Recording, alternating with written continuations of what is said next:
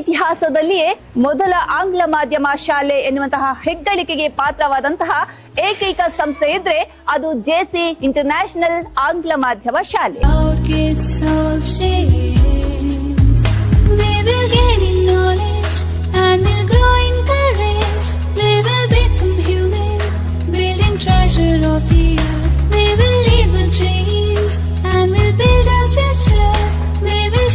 Success, born of our own actions, we are proud of our dreams, being the gems of this world.